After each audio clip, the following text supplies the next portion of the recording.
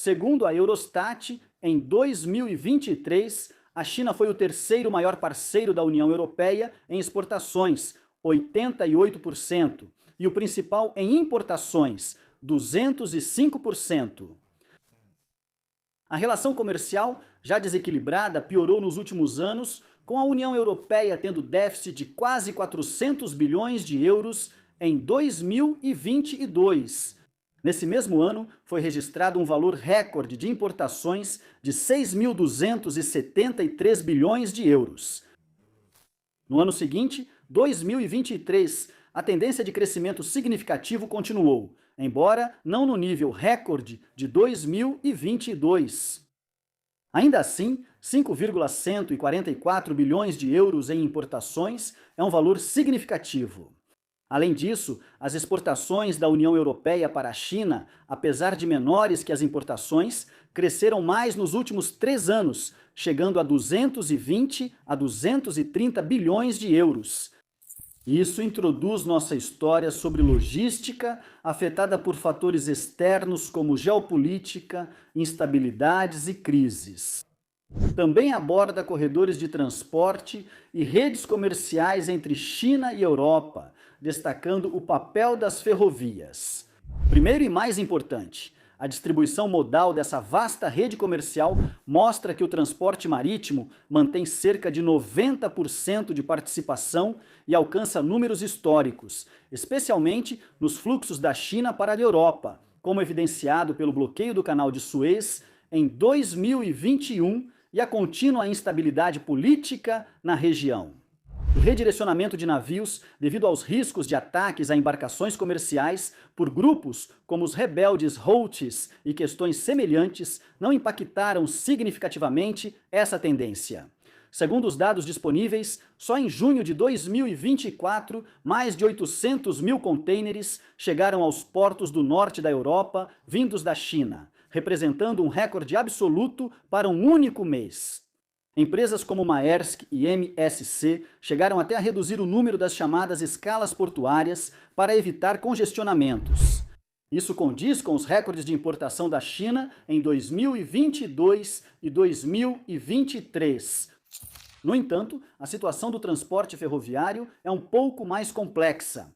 Fontes próximas aos interesses chineses, como a China Railway Container Transport, indicam que o número de trens entre a China e a Europa quase dobrou de 2019 a 2023. Fontes semelhantes costumam relatar que, somente em 2023, 19 milhões de contêineres foram transportados na rota China-Europa-China, com cerca de 1.400 trens circulando em ambas as direções a cada mês. No entanto, devemos questionar a confiabilidade desses números.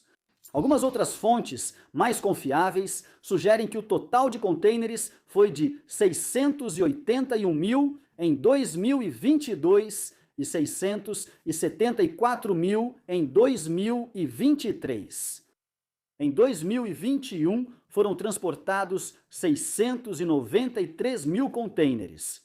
O crescimento segue e tudo parece bem. No entanto, esses números ocultam que incluem o tráfego com Rússia e Bielorrússia, ou seja, mercadorias para esses mercados.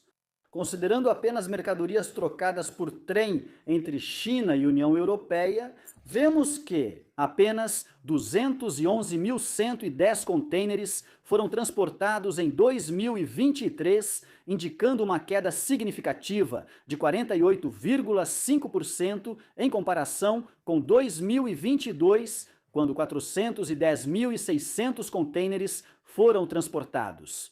Isso representa apenas 1/3 do volume de 2021, quando houve um total de 618.180 contêineres.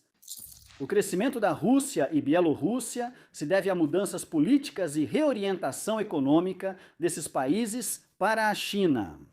Tudo isso visa buscar alternativas para recursos, produtos e aliviar sanções.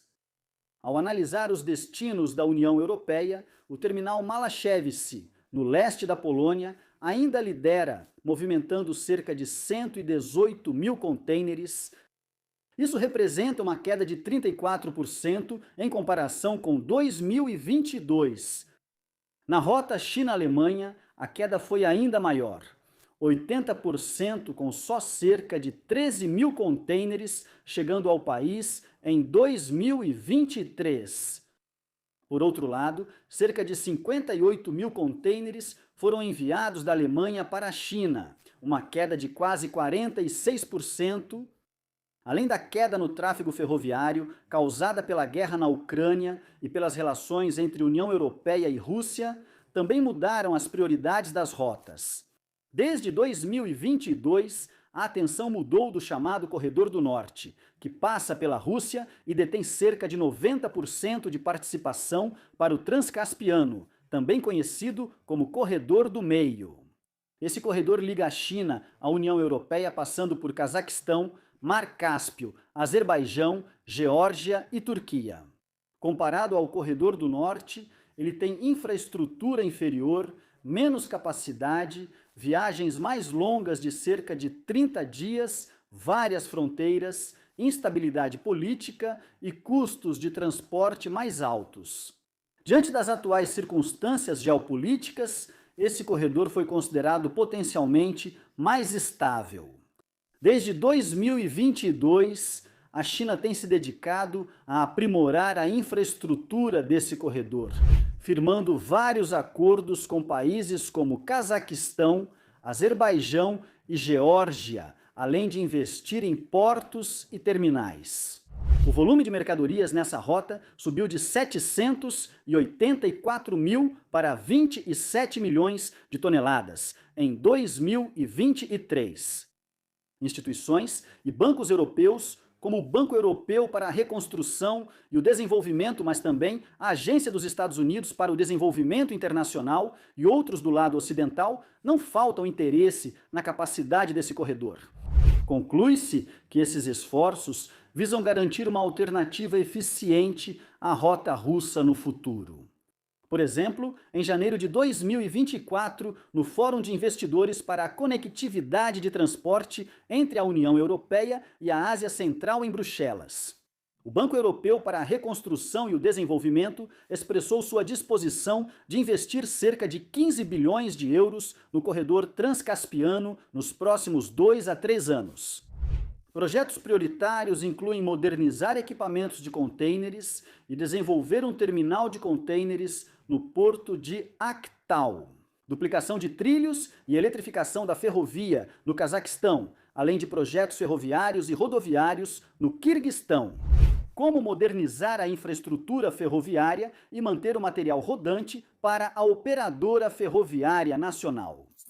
Com a USAD, assinaram um memorando para desenvolver o Corredor do Meio pela Geórgia. Apesar dos esforços, a rota ainda não tem capacidade suficiente. Embora a Rota do Norte siga dominante no transporte China-União Europeia a curto prazo, o Corredor do Meio não deve ser ignorado. De acordo com 2024, os dados disponíveis para 2024 indicam que o volume de importações ferroviárias da China para a União Europeia está retornando a níveis próximos aos de 2021.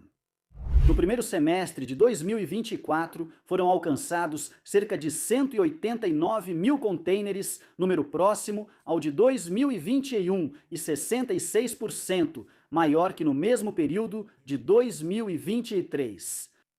Essa recuperação se deve principalmente ao desvio de navios do Mar Vermelho para o Cabo da Boa Esperança.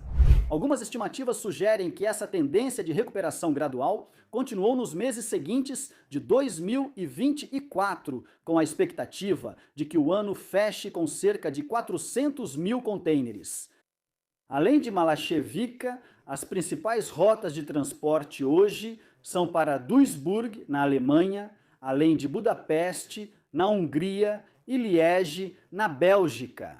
Interessante é que em 3 de dezembro de 2024, o trem de carga número 100.000, vindo da China, chegou a Duisburg.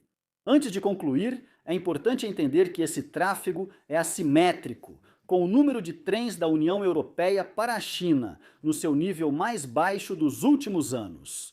Alguns dizem que isso mostra uma mudança permanente dos embarcadores europeus para métodos alternativos de transporte de mercadorias e contêineres para a China.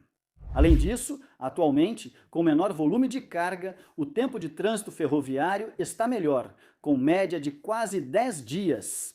Não existem sanções dificultando o transporte ferroviário de mercadorias pela Rússia, apesar de algumas empresas relatarem atrasos e inspeções extras. Isso não é prática comum. Situação parecida ocorreu quando as autoridades polonesas bloquearam temporariamente Malachevice para pressionar Belarus e mostrar possíveis consequências. Para justificar o transporte ferroviário, que custa de 1,5 a 2 vezes mais que o marítimo, trens levam mercadorias de maior valor, como eletrônicos, máquinas, veículos e têxteis. Em 2023, 18% do volume total entre China e União Europeia foi de eletrônicos, 14% de equipamentos de comunicação, 12% de máquinas e equipamentos eletromecânicos e 8% para produtos automotivos e plásticos. Essa estrutura é semelhante à dos anos anteriores, sendo o setor automotivo o único que apresentou crescimento significativo. No entanto, os custos de transporte marítimo podem ser imprevisíveis. Durante crises como a do Mar Vermelho, o transporte marítimo encarece, dando vantagem ao ferroviário. O transporte, a logística e as rotas entre China e Europa são uma interação complexa e dinâmica de fatores como relações geopolíticas e crises. Eles dependem de contêineres, variações nos preços de transporte, entre outros fatores. Isso afeta a distribuição modal do transporte anualmente.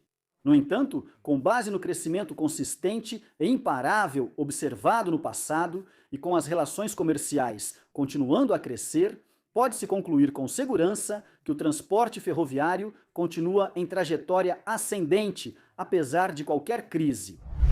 Isso foi Ferrovias Explicadas. Esperamos que tenha gostado e, se quiser nos apoiar, junte-se à nossa comunidade no Patreon para acessar conteúdos exclusivos e bastidores.